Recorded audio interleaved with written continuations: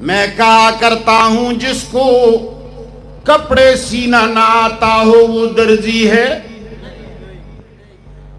اگر میں کسی سے کہوں تم درزی ہو ٹیلر ہو، وہ کہے گا مجھے کپڑے سینا نہیں آتا میں ٹیلر.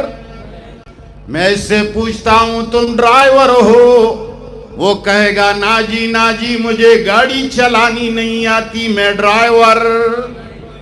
ارے تم پائلٹ ہو، نہیں جی میں جہاز چلانا نہیں جانتا میں پائلٹ.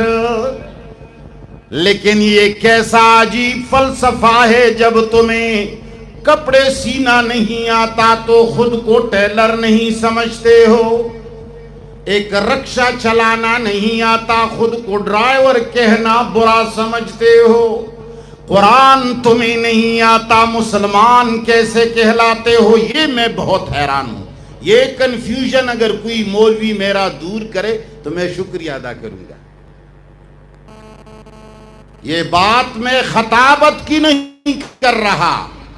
اگر کسی مولوی نے میرا یہ کنفیوژن دور کیا میں اس کو استاد مان لوں گا. جو دیکھتا نہیں وہ اندھا ہے. جس کو کپڑے سینا نہیں آتا وہ ٹیلر نہیں. جس کو رکشہ چلانا نہیں آتا ڈرائیور نہیں. جس کو جہاز چلانا نہیں آتا وہ پائلٹ نہیں. جو ایک چھوٹی سی مشین کی فٹنگ نہ جانتا ہو وہ مستری نہیں. جو دو اینٹیں رکھ کر کے دیوار نہیں بنا سکتا وہ گیلکار نہیں. اتنا بڑا قرآن جس کو نہیں آتا وہ مسلمان کیسے ہوا؟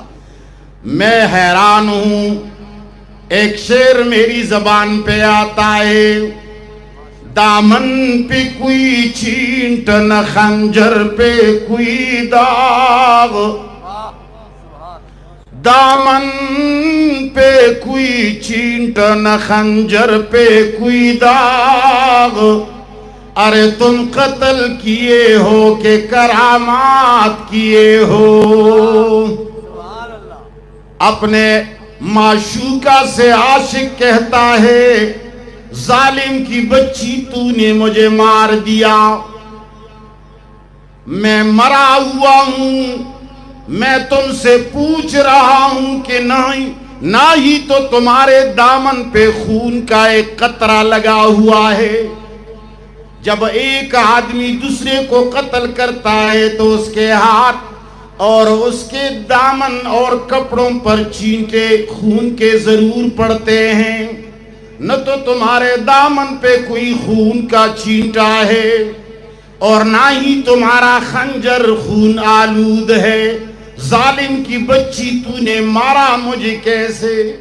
ریموٹ کنٹرول سے میری روح قبض کی. تو اسرائیل ہے یا معشوقہ ہے؟ تلگنگ کے رہنے والوں آج کل کے مسلمان اس معشوق سے بھی زیادہ آگے نکلے ہوئے ہیں. ٹیلر بننے کے لیے کپڑے سینا ضروری، ڈرائیور بننے کے لیے گاڑی چلانا ضروری، پائلٹ بننے کے لیے جہاز سیکھنا ضروری، مستری بننے کے لیے مستری بننا ضروری، دیوار بنانے کے لیے گلکار بننے کے لیے دیوار بنانا ضروری. مگر اللہ کو پہنچنے کے لیے قرآن ضروری. جواب دے دو قرآن ضروری. ہم آہ بھی کرتے ہیں تو ہو جاتے ہیں بدنام. ہم آہ بھی کرتے ہیں تو ہو جاتے ہیں بدنام. وہ قتل بھی کرتے ہیں تو چرچا نہیں. مسلمانوں آج کل یاد رکھنا، آج کل لوگ اس مولوی کو پسند کرتے ہیں جو بیٹے بیٹے سارے مجمع کو جنت پہنچا دے. میں وہ مولوی نہیں جو تمہیں سوتے سوتے جنت میں پہنچا دوں۔ یاد رکھنا میں خیالی پلاؤ پکانے والا، میرا ایمان ہے جب تم دبئی جاتے ہو تو کتنی محنت کرنی پڑتی ہے، اللہ کے ساتھ ملاقات جنت میں جانے کے لیے اگر اس سے زیادہ محنت نہیں کرنے پڑے تو یہ حقیقت نہیں ہوگی، یہ افسانہ ہوگا۔ یاد رکھنا یہ افسانہ ہوگا۔ سبحان اللہ پر اتنے درخت لگتے ہیں، 2 رکعت نماز پڑھ لو اتنا رب کے قریب بن جاؤ گے۔